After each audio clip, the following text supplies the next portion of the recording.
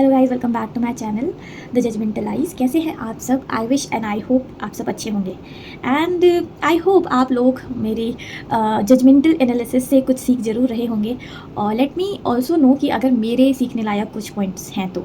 आज मैं बात करूँगी सीजन 16 के एपिसोड 45 की, that is dome of destiny. पहले बात करते हैं कि प्रीत की। प्रीत के गेम को समझते हैं और प्रीत क्या कर रही है इस पूरे सिनेरियोज़ में उसको जानते हैं। प्रीत जो है वो, अगर आपने लास्ट 44 एपिसोड देखा होगा तो जब पूल में सब लोग उतरते हैं, प्रीत जो है अपने ग्रुप के साथ परफॉर्म करती है एंड देन अनसेफ हो जाती है। अब क्योंकि अनसेफ हो गई है तो आपके ऊपर एक तलवार लटक रही है कि आप एलिमिनेट हो सकते हो ना। वो जा करके वीशु को कन्फेस करती है या वीशु को ब्लेम करती है कि तूने मेरे लिए क्यों नहीं बोला। तू सूजी को बोल सकता था कि भाई तू सेफ है, तो तू मतलब उसको कन्फेस करता कि भाई तू सेफ है तो तू मेरे साथ खेल ले। तो भाई गेम तुम्हारा है, लाइफ तुम्हारी है, बनाना तुमको है, बिगाड़ना तुमको है, तो कोई दूसरा पर्सन तुम्हारे लिए एफर्ट्स क्यों लगाएगा? पहली बात।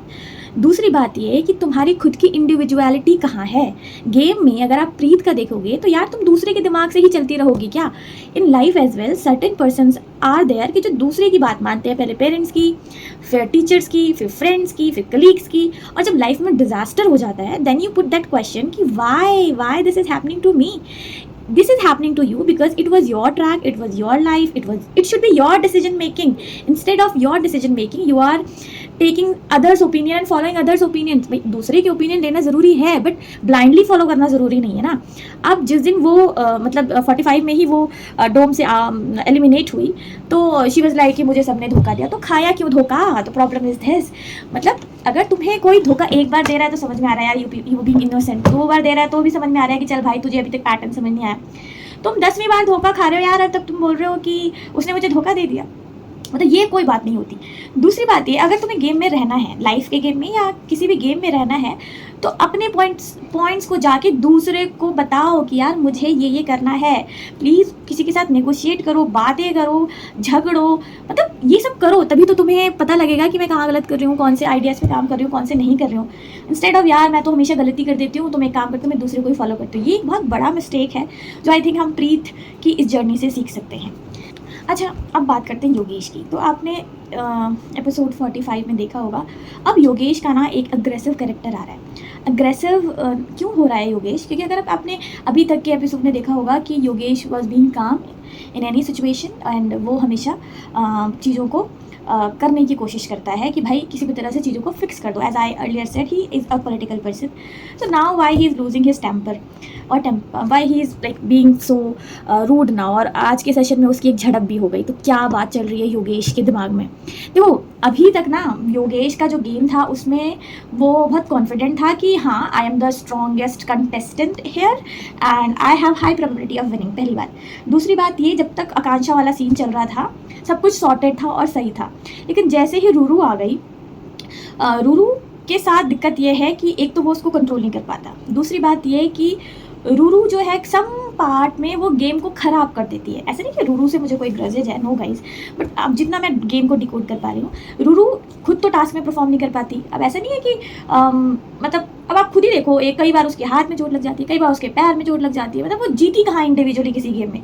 फिर जितने पॉइंट्स उसको मिले उसने खुद रख लिए. अब जब तुमने सारे पॉइंट्स खुद रख लिए, पहले तो तुमने इतने सारे एनिमीज़ बना लिए, अब जब एनिमी बना लिए प्लस तुम इतने इमोशनली ड्रेन हो जाते हो किसी भी बात से. एक इमोशनल पॉइंट ऑफ व्यू को मैं आगे भी डिस्कस करूँगी, पर अभी हम समझते हैं कि रूरू जो है इमोशनली हर बात से हिट हो जाती है. गेम उसका सही चल नहीं रहा, हाथ में दर्द, कभी पाँव में दर्द, कभी कुछ उसका चलता रहता है. जीत वो रहे नहीं है, सारे स्प्लिट्स पॉइंट्स हो गए हैं 0. क्योंकि डम दोस्त बनाओगे तो फिर मतलब ट्रिपल इफेक्ट आएगा ना कि भाई एक बार उसका कर दिया फिर उसका कर दिया, अब सभी 0-0 होते जा रहे हैं तो मल्टीप्लाई 0 ही हो जाएगा ना. तो फुफला हो रहा है. तो योगेश अब ऐसी सिचुएशन में आ गया है कि ना तो उसका अभी प्यार वाला कंसेप्ट सही चल रहा है, ना वो किसी गेम में जीत रहा है. गेम यानी कि जो भी उसका टास्क है उसमें वो जीतता नहीं है. दूसरा, जब भी वो हारता है या कोई कन्वर्सेशन होती है तो कोई भी उसको कमेंट कर देता है कि तूने तो फ्लिप कर दिया, तूने तो ये कर दिया, वो कर दिया. अब जब आप गेम में किसी भी एंड में इस तरीके से स्टक हो जाते हो कि सारे एंड से प्रॉब्लम आ रही है, तो ऐसे में फ्रस्ट्रेट होना बहुत नॉर्मल है. बात करते हैं कि ये प्रॉब्लम क्रिएट हुई ही क्यों. तो ये प्रॉब्लम इसलिए क्रिएट हुई, और वीशु के केस में भी अगर आपने देखा होगा आज के एपिसोड में, कि वो भी एक उसका इमोशनल पार्ट बाहर आ जाता है, रोने लग जाता है वो भी जब डोम वाली बात होती है। तो वो भी क्यों एक मतलब ऐसी सिचुएशन में पहुंच गया कि उसका सूजी के साथ झगड़ा चल रहा है, इधर योगेश का रूरू के साथ चल रहा है, क्योंकि this is the problem of emotional question, मतलब इट इज़ ऑफ EQ। तो EQ जो है वो योगेश का और विशु का दोनों का लो है। इसलिए लो है क्योंकि योगेश ने जब रूरू आई तो वो गेम के पर्सपेक्टिव से सोच सकता था और चीज़ों को उस तरीके से एंड करके अपने गेम पे फोकस कर सकता था, क्योंकि उसका इमोशन जुड़ा था रूरू के साथ। तो उसने पार्टनर तो रूरू चूज़ कर ली, लेकिन अब चीज़ें वैसी जा नहीं रही है, तो ही बीइंग फ्रस्ट्रेटेड। विशु के साथ भी कि भाई वो सूजी के साथ खेल रहा है क्योंकि उसे पता है कि डायनामिक सूजी के साथ सही बैठ रहे हैं और सूजी के साथ वो गेम जीत रहे हैं। बट एक एंड में आके ये स्टेटमेंट दे देना कि भाई मेरा दिल तो प्रीत के साथ लगा है, तो अरे प्रीत के साथ लगा था तो भाई या तो तू उसके साथ खेल लेता या उसके साथ स्टैट पॉइंट उस पर भाई उसके साथ खड़ा हो जाता।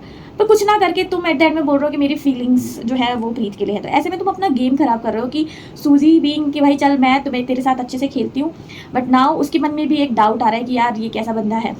तो ऐसे ही लाइफ में जब आपके पास बहुत सारे कॉम्प्लेक्स क्वेश्चंस आ रहे हैं और चीज़ें मतलब मल्टीपल फोल्ड में ख़राब हो रही है, तो आप हमेशा ये सोचो कि आपने कौन सा इमोशनल डिसीजन लिया था जिसकी वजह से ये सब हो रहा है। कई बार आपको पता है कि मेरे लिए वॉक करना अच्छा है, लेकिन स्टिल मैं वॉक अवॉइड करके मैं खाने पे फोकस कर रही हूँ या फिर मैं अपने फ्रेंड्स के साथ टाइम पास कर रही हूँ। तो मेरा जो इमोशनल क्वाटेंट है या क्वेश्चन है, पता नहीं मैं भी एक वर्ड गलत बोल रही हूँ, I don't know, but EQ समझ लो आप। EQ अगर मेरा लो होगा तो मैं क्या करूँगी, अपनी चीज़ों को प्रायोरिटाइज ना करके दूसरे की चीज़ों को प्रायोरिटाइज करूँगी, एंड जो ये प्रायोरिटाइजेशन मुझे एक ऐसी सिचुएशन में ले आएगा जहाँ पे चीज़ें स्टक हो जाती है।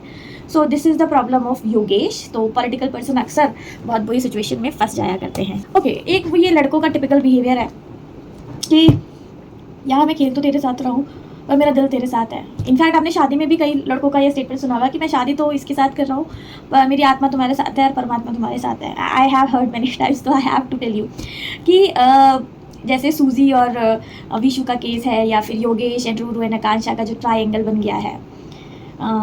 The problem, another problem here is कि when you are with someone तो उसी के साथ रहो यार, उसी को आत्मा दो, उसी को परमात्मा दो, दूसरे को वर्डिंग्स मत दे के आ जाओ। और अगर आप ऐसा नहीं करते हो तो आप खुद बहुत ज़्यादा इमोशनली परेशान हो जाओगे, डिसीजन मेकिंग फक्ड अप हो जाएगा।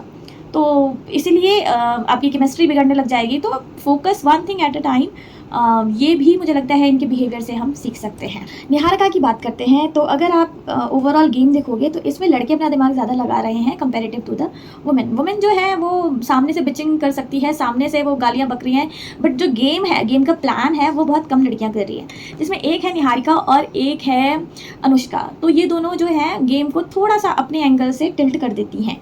आज के एपिसोड में बात करेंगे हम निहारिका की, कि निहारिका ने एक डिसीजन लिया कि भाई मैं गौरेश की जो पार्टनर है झलक और अपनी फ्रेंड को बचाऊंगी, और उसने इसमें काफ़ी हद तक मैनिपुलेट कर लिया सौरभ को। अब मुझे यहाँ क्या लगता है ना, सौरभ कोई मैनिपुलेट होने वाला पर्सन नहीं है। सौरभ को बस ये ब्लेम गेम ट्रांसफ़र करना था कि भाई मेरे पे ब्लेम ना आए, तो मैं ये ब्लेम अपने पार्टनर पे ट्रांसफ़र कर दूँ कि उसने सारी प्लानिंग प्लॉटिंग करी है। This is a typical political behaviour again, जिसमें आप अपना ब्लेम शिफ्ट कर देते हो एक वीक पार्टी को कि जिसको बोलना बहुत टफ पड़ जाए। अब योगेश का गेम तो हो गया थोड़ा मोड़ा ख़राब, तो योगेश अब आके किससे बोलेगा, सौरभ से बोलेगा। सौरभ क्या करेगा, सौरभ ब्लेम गेम ट्रांसफर कर देगा निहारिका पे। अब निहारिका से वो क्या पूछेगा, मतलब क्या बात करेगा निहारिका से, वो बोलेगी हाँ मुझे अपनी दोस्त को बचाना था, दैट्स फेयर इन गेम। तो how well they played, and this is the political move of Saurabh, जिसमें इनका जो योगेश का भाईचारा है वो तो सारा ध्वस्त हो गया। In life as well we, मतलब in the perspective of learning हम ये समझ सकते हैं कि जब आपको समझ में आ रहा है कि यार मैं इस चीज़ को अपने फेवर के लिए यूज़ करूँ, being selfish is not guilty. मतलब मैंने देखा है सोसाइटी में अगर वुमेन अपने लिए थोड़ा सोच लेती है या अपने ऊपर थोड़े पैसे खर्च करती है या अपने डिसीजन को आगे रखना चाहती है, तो पीपल टेल देम कि you are being selfish, you are not thinking about your child, your family, your husband. यहाँ निहारिका के इस मूव ने ये समझाया कि मेरे लिए मेरी दोस्त ज़रूरी है, मेरे लिए मेरे पार्टनर का दोस्त ज़रूरी नहीं है, क्योंकि वो मेरा साथ नहीं देता, he not being nice to me, मेरे लिए मैं ज़रूरी हूँ, दैट इज़ इम्पॉर्टेंट। तो ये एक बहुत मतलब काइंड ऑफ स्ट्रॉन्ग वुमेन को प्रेजेंट कर रहा है कि how she played very strongly right here. So that's it all for the day. Let me know in the comment section below आपको कैसा लगा मेरे ओपिनियंस, और आपको क्या लगता है इन ओपिनियंस के बारे में कि क्या होना चाहिए था, क्या क्या आपकी इंटरप्रिटेशन है इस एपिसोड को लेकर के एंड देयर बिहेवियर्स को लेकर के। Thank you for being here guys. I hope you like and subscribe my channel.